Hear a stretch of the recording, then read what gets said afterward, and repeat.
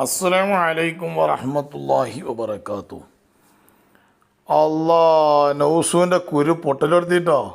നൗസുവിൻ്റെ കുരു ഇങ്ങനെ പൊട്ടിക്കൊണ്ടേയിരിക്കുകയാണ്.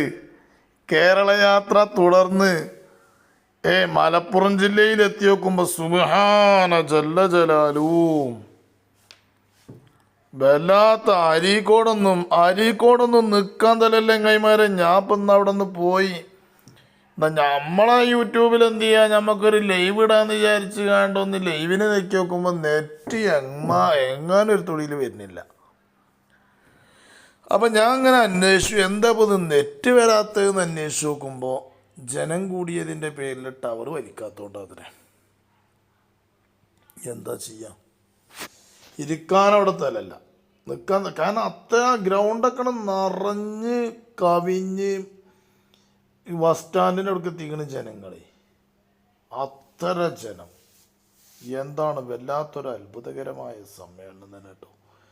അപ്പോൾ ഇവൻ ഇപ്പോൾ അതിൻ്റെ തലേ ദിവസം നടത്തിയ ഒരു പരിപാടി ഖലീൽ തങ്ങൾ പറഞ്ഞ ഒരു വിഷയം എടുത്തിട്ട് കേട്ടോ.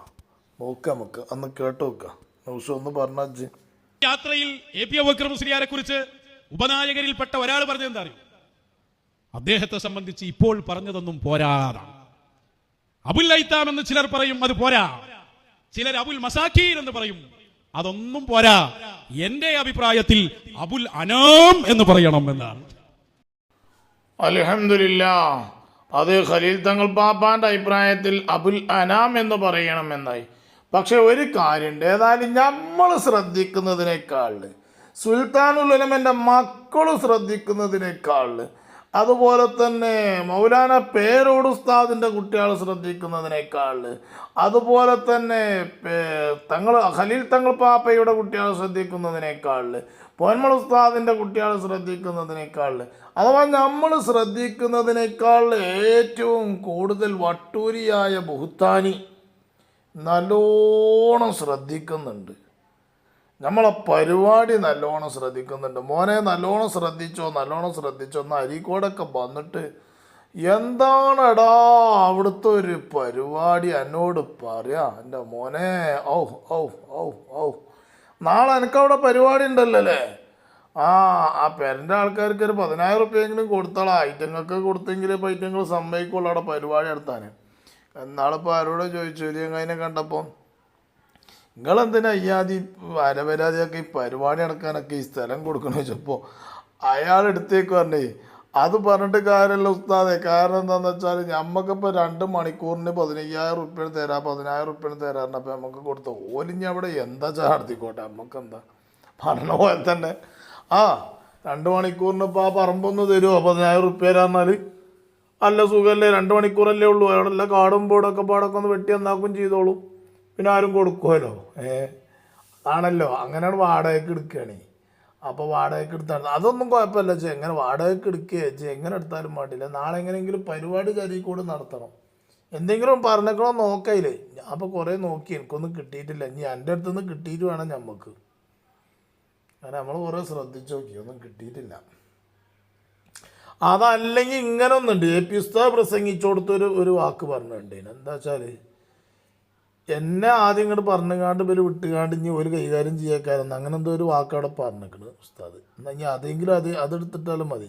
കണ്ടോ, എ.പി. ഉസ്താദിനെ കൊണ്ട് ഇങ്ങോട്ട് മാറ്റി നിർത്തുകയാണ്. എ.പി. മൂല്യരെ ഇങ്ങോട്ട് മാറ്റി നിർത്തിയാണ്ട് ഓലെന്നെ കൈകാര്യം ചെയ്യണം. അങ്ങനെ എന്തെങ്കിലുമൊക്കെ ഒന്ന് നോക്കുക, എന്തെങ്കിലുമൊക്കെ ഒന്ന് പറഞ്ഞുകാണ്ട് നോക്കിച്ചു നാളെ. കാരണം വേറൊന്നും ഇപ്പോൾ അവിടെ ഞാനിപ്പോൾ ശ്രദ്ധിച്ചിട്ട് കിട്ടിയിട്ടില്ല, എനിക്ക് കിട്ടിയിട്ടില്ല. ഇനി എൻ്റെ നിന്ന് കിട്ടിയിട്ട് വേണം. ഏതായാലും അതിൻ്റെ മുന്നത്തെ പരിപാടിയിൽ ഖലീൽ തങ്ങൾ പാപ്പ പറഞ്ഞൊരു വിഷയമുണ്ട്, അതും കൊടുത്തിട്ട് അന്ന് വരട്ടെ.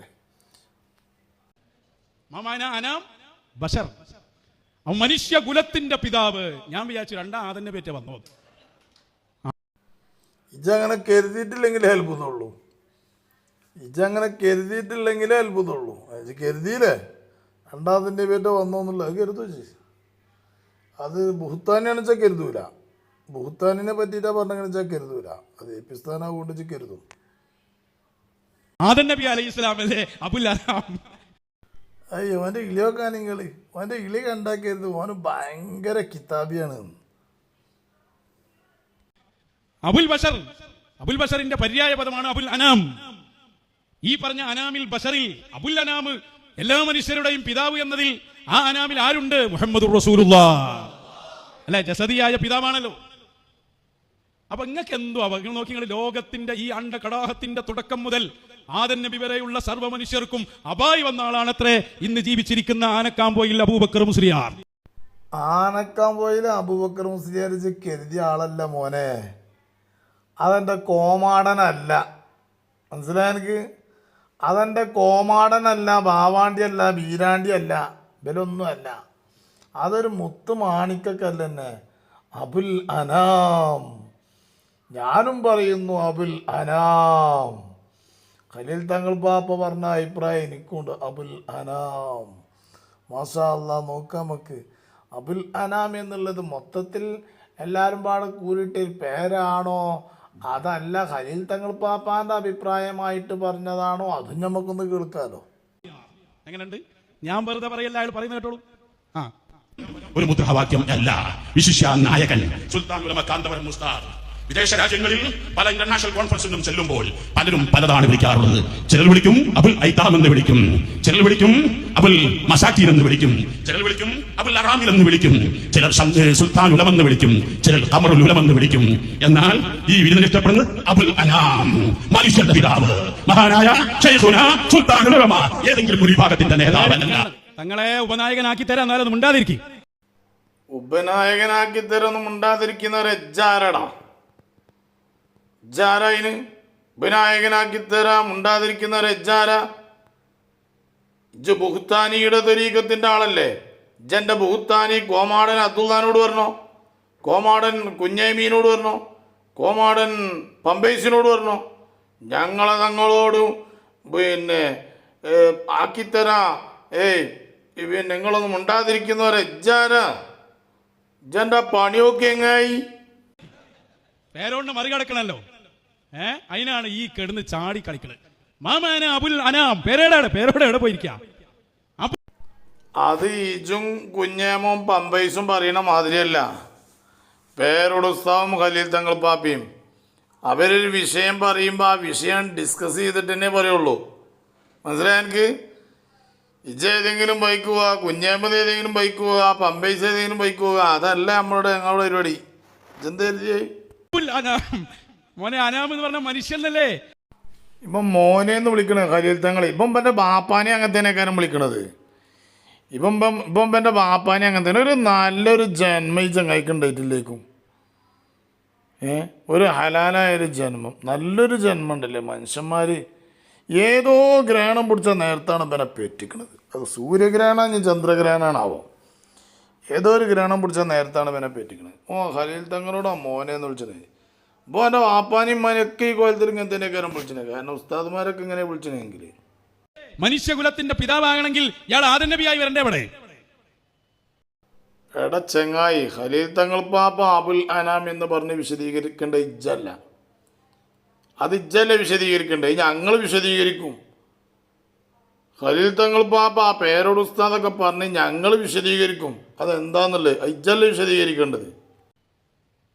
ഞാനിത് നിങ്ങൾ അബുൽ അനാമെന്നോ ഇനി സയ്യിദുൽ ബഷർ എന്നൊക്കെ നിങ്ങൾ പേരിടും. അള്ളാഹ് തന്നെ ചിലപ്പോൾ പേരിടാൻ സാധ്യതയുണ്ട്. പക്ഷെ എൻ്റെ വിഷയം ഞങ്ങളെ നേതാവിന് ഞങ്ങൾക്ക് ഇഷ്ടമുള്ള ഏത് പേരിടും, ഞങ്ങൾക്ക് ഇഷ്ടമുള്ള എല്ലാ പേരിടും. ഇസ്ലാമിലേക്ക് തെറ്റില്ലാത്ത എല്ലാ പേരും ഞങ്ങളിടും. മനസ്സിലായ എനിക്ക്? അല്ല, നിങ്ങളിത് മഹാന്മാരായ ഔലിയാക്കന്മാർക്ക് അള്ള കൊടുക്കുന്ന പവറാണ്. അവരുടെ സ്ഥാനങ്ങൾ കുത്തുബുൽ-ആലം, അത് ഭയങ്കര കൺഫ്യൂഷനാണ് അയാൾക്ക്. കുത്തുബുൽ-ആലം എന്ന പേര് കൺഫ്യൂഷൻ ഉണ്ടാക്കുന്നല്ലേ പറഞ്ഞത്. എല്ലാവർക്കും കുത്തുബായി വരും. ഇയാളെ ഇരുത്തിയിട്ടാണ് അബുൽ അനാം എന്ന് പറയുന്നത്. അനാം എന്ന വാക്കിന്റെ അർത്ഥം അറിയാത്തവരാണോ ഇരിക്കുന്ന സ്റ്റേജിലുള്ളവർ? അപ്പൊ ഔലിയാക്കന്മാർക്ക് കൊടുക്കുന്ന ഒറിജിനൽ പേരുകളെ തള്ളുകയും ഈ ജാതി ലോകവിടൽ, ഒരടിത്തറയില്ലാത്ത പേര്, അവനവൻ മത്സരിക്കണതിന് അടുത്ത കസേരയിൽ എനിക്ക് ഇരിക്കണം. രണ്ട് നായകർ അപ്പുറപ്പം വെച്ചതാണോ? ഇതിൽ ആരാ ഇരിക്കണമെന്നില്ലാണ് ഇപ്പൊ തർക്കം. നന്റോനൊരു വർത്താനം കേൾക്കണോ? കസാരിയിൽ അപ്പുറം ഉപനായകന്മാരുണ്ടെങ്കിൽ ആ കസാരിയിൽ ആരെ ഇരുത്തണം എന്നുള്ളത് ഞങ്ങൾക്കറിയാം. ആരെ ഇരുത്തണം എന്നുള്ളത് ഞങ്ങൾക്കറിയാം. ആരെ കൊണ്ട് പ്രസംഗിപ്പിക്കണം എന്നുള്ളത് അറിയാം. എന്തൊക്കെയാണ് അവിടെ പ്രസംഗിക്കേണ്ടതെന്നുള്ളത് ഞങ്ങൾക്കറിയാം. മനസ്സിലായ എനിക്ക്? അതിലൊന്നും ഇജ്ജ് വന്നുകാണ്ട് ഇങ്ങനെ വലിയ കടകടാന്ന് പറഞ്ഞിട്ട് ഒരു കാര്യമല്ല മോനെ. എല്ലാവർക്കും എൻ്റെ പ്രസംഗം ഇപ്പം എല്ലാവർക്കും മനസ്സിലാക്കണം. അൽഹംദുലില്ലാ. അതിന് റബ്ബിനെ നല്ലോണം സ്തുതിക്കുന്നുണ്ട്. കാരണം നമുക്കൊരു ചെറിയൊരു വിഷമം ഉണ്ടായിരുന്നു. കാരണം ഈ ചെല്ലിനോടത്ത് കൂടി ഒക്കെ അഥവാ നമ്മൾ നല്ലൊരു കല്യാണമാണെങ്കിൽ ആ കല്യാണം നല്ലത് തിന്നു കഴിഞ്ഞാൽ നമ്മൾ വേസ്റ്റ് അങ്ങോട്ട് മാറ്റും. പിന്നെ അതിൻ്റെ മുകളിൽ വന്നിരിക്കുന്ന സാധനത്തിൻ്റെ പേരാണ് ഈച്ച, പട്ടി എന്നൊക്കെ. ഈച്ചാളിരിക്കും, പിന്നെ കുറേ പട്ടികളുണ്ടാവും ഇല്ലേ എന്നതുപോലെയാണ്. നമ്മൾ നല്ല പരിപാടി നടത്തിയാണ്ട് പോന്നു കഴിഞ്ഞാൽ പിന്നെ ഈ ഈച്ചയും പട്ടിയെ പോലെ പിന്നെ ഇവരെന്ത് ചെയ്യാണ്, പിറ്റേന്ന് അതിന് വരികയാണ്, അവിടെ വേസ്റ്റാക്കാൻ വരികയാണ് എന്നതുപോലെ. ഇപ്പോൾ പലയിടത്തും കുറച്ച് മുമ്പ് അങ്ങനെ വന്നപ്പോൾ നമുക്കൊരു വിഷമം ഉണ്ടായിരുന്നു. പടച്ചോനെ, ജനങ്ങൾ ആരെങ്കിലും കുറേ പ്രാവശ്യം നുണ പറയുമ്പോൾ ആരുടെയെങ്കിലും കൽബിലേക്ക് ആ ഒരു നുണ കയറി പറ്റിയാണ്ട് എങ്ങനെയെങ്കിലും അങ്ങനെ ഇതായി കഴിഞ്ഞാൽ പണ്ഡിതന്മാരെ ഒരു തെറ്റിദ്ധരിക്കുമല്ലോ എന്നുള്ളൊരു വിഷമങ്ങളും ബേജാറൊക്കെ ഉണ്ടായിരുന്നു. പക്ഷേ അങ്ങനത്തെ ആളുകൾക്കൊക്കെ മനസ്സിലായി. ഇപ്പോൾ എല്ലാവർക്കും മനസ്സിലായി കുരുവട്ടൂരി എന്നുള്ളതൊരു ബഹുത്താനികൾ തന്നെയാണ്. അവർ നല്ലൊരു ബഹുത്താനികളാണ്. ഓലെ നമുക്ക് അടുപ്പിക്കാൻ പറ്റൂല. അവരുമായി കൊണ്ടൊരു സഹവാസം പറ്റൂല എന്നുള്ളത് എല്ലാവർക്കും ബോധ്യപ്പെട്ടു. അൽഹംദുലില്ലാ. അത് വല്ലാത്തൊരു കാര്യമുണ്ട്. കാരണം എൻ്റെ ഈ കൂടുതലുള്ള പരിപാടികളെ കൊണ്ടാണത് മനസ്സിലായത്. ഇപ്പോൾ കണ്ടോ, ഇനിയിപ്പോൾ ഇന്നിപ്പോൾ അരീക്കോട് പരിപാടി കഴിഞ്ഞു. ഇനിയിപ്പോൾ നാളെ അവൻ്റെ പരിപാടി ഉണ്ടോ അത്ര എവിടെ അരീക്കോട്. അവിടെ എന്താ തന്നെ ഈ വേസ്റ്റ് ഇട്ടീൻ്റെ മുകളിൽ ഈച്ചയും പട്ടിയിരിക്കണ മാതിരി നമ്മളിപ്പോൾ അവിടെയൊക്കെ ഇതാക്കിയാലോ. ഇനിയിപ്പോൾ ആ കുപ്പിയും ഗ്ലാസും പൊറുക്കാൻ വേണ്ടിയിട്ടോ നാളെ പോകുന്നുണ്ടോ അത്ര. ഇങ്ങനെയാണ് ഓൻ്റെ പരിപാടികൾ. ഇപ്പം അതേമാതിരി ഇപ്പോൾ ഖലീൽ തങ്ങൾ പാപ്പ പിന്നെ അല്ലേ സയ്യിദുൽ പിന്നെന്താണ് അബുൽ അനാം എന്ന് പറഞ്ഞ അത് അബുൽ അനാം എന്ന് പറഞ്ഞാൽ അത് ഇജ്ജ് പറഞ്ഞ ആദം നബി അലൈഹിസ്സലാത്തു വസ്സലാം മുതൽ അവിടുന്ന് ഇങ്ങോട്ട് പോരുന്ന അമ്പിയാ മുർസലീങ്ങൾക്കൊക്കെ പോടെ വാപ്പേണെന്നൊന്നും അവിടെ ഖലീൽ തങ്ങൾ പാപ്പ പറഞ്ഞതിന് അർത്ഥമല്ല. അതിന് മനസ്സിലാക്കണം, ഓരോ കാര്യങ്ങൾ അങ്ങനെയാണ്.